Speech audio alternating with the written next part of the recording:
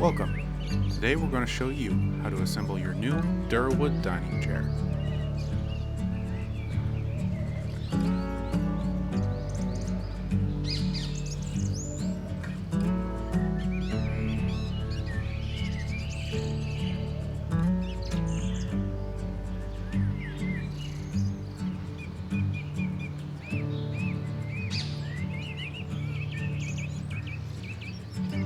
Step 1. Use two 3-inch screws to attach the chair back to the right arm.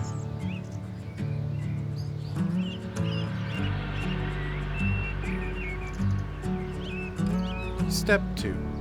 Use two 3-inch screws to attach the chair seat to the right arm.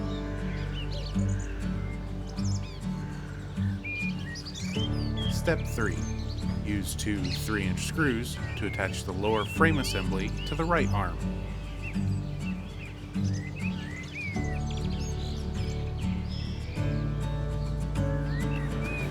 Step 4. Use 6 3-inch screws to attach the left arm.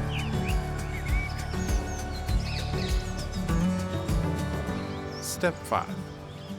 Relax.